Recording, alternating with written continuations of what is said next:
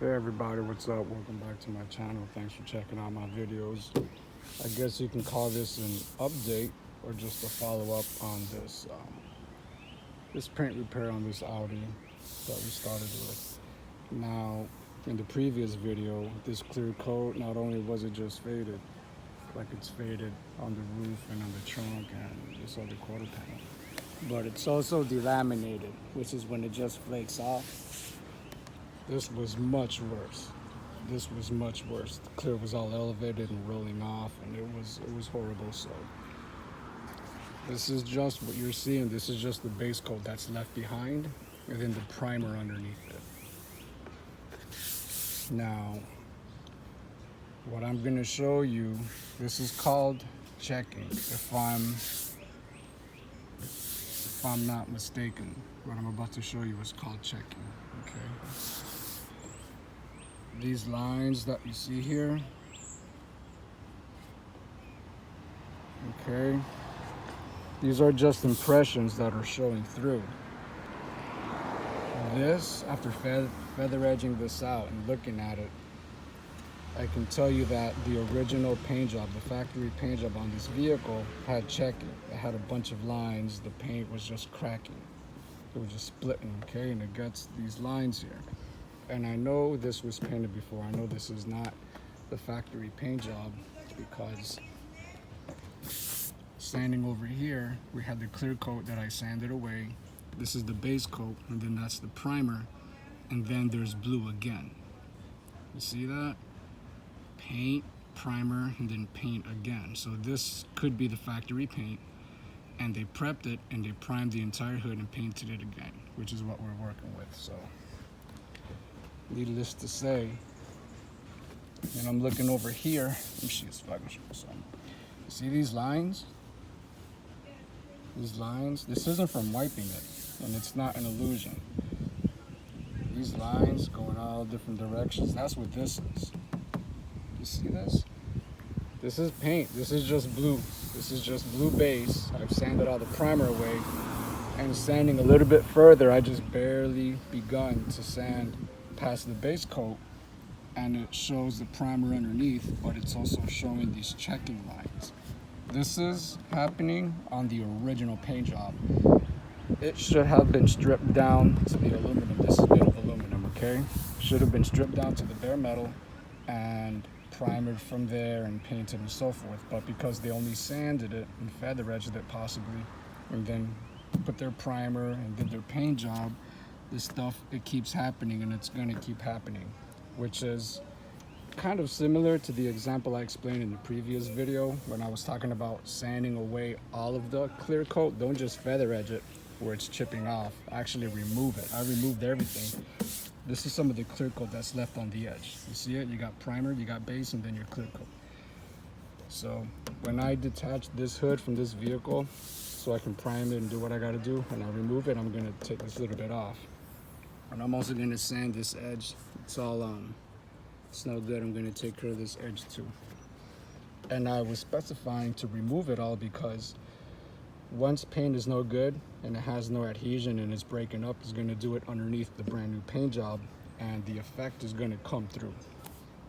It's gonna ruin your new paint job. So this is, I can feel this. This is pretty elevated. This is bad. Now, this could be the original factory paint, or this could be some Bondo work that they did. And the Bondo work isn't just any good anymore. And it could be because it was cheap material, or it was just fixed like 20 years ago, whatever the case is. Or it could be more of this. This stuff here, this checking, all these lines and marks. It could just be some of that, but a worse case. Even if you have checking and you put a skin coat of Bondo over it and you sand it, it'll do this to the Bondo and it'll break it if you don't properly feather edge that checking really good. But most times when you have paint surface checking like that, you should just remove it, because if you got paint that's breaking up and it's splitting like that, I wouldn't want to feather edge it. I mean, unless it's a cheap job. You get it? Where I live in South Florida, to paint a hood, just prep and paint without all this feather edging, so just to sand and paint. Like for instance, this roof. Okay, so we need some primer here, some feather edging and some primer. But this is mostly sand and paint. $500 minimum. That's the entry level to paint a top panel. A hood or a roof, being that there are the two largest panels, $500. So you got to figure when you're doing side work at home and somebody wants a good deal, you throw a number like that at them, then you got to figure 5, 10, you're already $1,000, and it's not even all the panels the person wants to paint. So, you know, somebody in my position where I am right now, to give him a deal, I don't like to make compromises. The materials that I use are good materials, because when my paint job looks nice and clean and wet the day that I paint it, I want it to look like that at the end of the year. I don't want it to start fading and looking ugly a couple months later. I don't like that. I'm not that guy. So this is what it looks like. This is all feather edged. Now you can feel these feather edges, okay, because everywhere you see primer is technically a low spot, because anywhere you have base is a high spot. There's more material here than here, so you can kind of feel it. I'm gonna block sand it a little more to make it a little flatter, because this was all done with the DA, with the dual action sander. But when I go to prime it, you're gonna use a good primer surfacer, 2K primer surfacer. That'll take care of a lot of that, and block sand it really good, it'll be all right. But now I gotta come to the customer, my client, my neighbor, however you wanna call it. I gotta show him this. And I'm gonna tell him, listen, I know you don't wanna pay, you know, X amount extra money to strip this to the bare metal, because the money is gonna cost to replace the self-etching primer for aluminum, and then your primer surfacer, and then your sealer, and then your base, and your clear. Forget about it, you know? He's gonna tell me do what I gotta do to make it look nice without adding more money to the budget, which is gonna be feathering this out, skin coat of Bondo, and blocking it for primer. This stuff, I mean, look at it. It's so small, right? Somebody would be like, just paint over it, right? Somebody who doesn't know, somebody who doesn't want to put more money into the budget, just paint over it. I don't see what the problem is, right? But if I don't bring it to his attention and I just paint over it, and then the hood looks brand new and shiny and it's beautiful and it's slick, then you got some marks. The 3 famous words, the 3 most hated words in this industry, is when the client says, what is that? Or what's that? They walk around, yeah, okay. What's that? What it is like an extra $500 to not have that tiny little mark there is what that is. So at this point, I show it to the client, and the ball is in their park. I'll tell them what will happen if we do or don't fix it, how much it will cost to fix it, and what it would look like fixed versus not fixed. This I'll feather edge and prime, but if I had to feather edge these, you're not just gonna feather edge that and feather edge that and feather edge that and feather edge that and feather edge that. You're gonna fucking feather edge the whole thing. I mean, come on, be realistic, you know? And give it a whole skin coat of Bondo. So you're talking a repair radius, because once you feather this out, it's gonna be about like, it's gonna get twice as big once you feather it. And then once you put Bondo, it's gonna be even bigger than that. So you're gonna have a skin coat of Bondo about this big on here. And then this Bondo patch is gonna be about this big once it's feather edge and Bondo and primed. You're talking about repair area that's big. So it could almost end up being like this in reality, which is like not exactly a quarter of the hood. It's like a fifth, okay? That's a large area. And then you consider you're gonna go the extra mile to fix this, and then you question yourself, is this gonna show later? That line, these lines here. Is this gonna show later? Okay, so for something like this, sometimes it's cheaper to just buy a brand new aftermarket hood and prep and paint it, to be honest with you, because the price to buy an aftermarket brand new hood can still, at worst, is going to cost the same thing as it would in materials and labor, but a lot of times it's cheaper.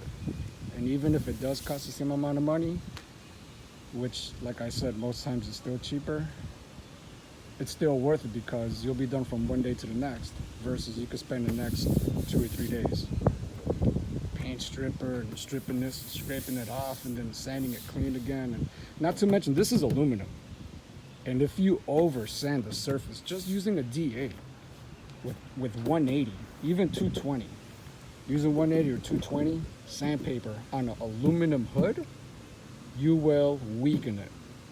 Because aluminum is soft, you will shave off aluminum, and it will get weaker and it'll get floppy. Okay, this is okay now. If you had to strip it and sand and all that stuff, this is gonna get weaker. It's gonna be floppy. You're gonna get to the point to where after it's already primed in 2K and you're block sanding it, it's gonna be going plum plum plum plum plum plum plum plum. It's gonna be weak everywhere. And after it's all done painted and it's shiny, you stand back, you're gonna see those weird little waves from where you kind of stretched out and thinned out the aluminum, and it's kind of a little wavy and it's soft and doesn't have the same integrity. And a lot of times it's not worth fixing something like that. So I'll catch up with the owner of this car later today. And this we got to take care of. But from there on, then it gets worse. It gets more critical here, and I would draw the line. I wouldn't even get into it at this point. After that, I would just worry about this. The car is nice on the inside. It's got a really nice engine, and it's got a killer sound system out the factory. The car is worth it, man. If this was my car, I'd be happy with it, man. I like this car. It's not bad, but you have to draw the line somewhere. Technically you'd be blending into this trunk and you'd be blending into this door to make sure this color matches. What I'm gonna do is I'm gonna buff this for him. I'm gonna buff that and buff that because he's gonna want it done. So I'm already expecting him to ask me to buff it. So that's why I'm saying I'm gonna buff it, because I know he's gonna ask me to. So I don't know what this is. I don't know if these are scratches or more checking, but I'm just showing you what I'm seeing. Alright, so what should I name this for this video? The first video I named it How to Fix Faded Paint, and even though it was more about how to properly feather edge paint, if I was to title my previous video How to Properly Feather Edge Old Faded Paint, that's too specific. Anybody that has enough experience to type in a search that specific probably already knows how to feather edge old faded clear coat if he's searching the question. He's answering his own question without experience. So that's why I named it How to Fix, old faded clear, okay, because it's as basic as typical. You should know how to feather edge, but there are some technicalities in it that I mentioned, which was those little blisters that I was talking about, not just feather edging them, but just remove all the clear. That would be, if I got too specific with it, the people that need the experience and don't know and are looking for the answers wouldn't find that video because they don't know how to ask the question properly, because that's too specific. And anybody that can find it, they probably already know the answer if they know how to search something that's specific. That's why I labeled it like that. So what do I call this one? How to Fix Old Faded Clear Coat Part 2, I suppose. All right. Thanks for watching. Hit like if you found this helpful or interesting. Check out my other videos and have a good day.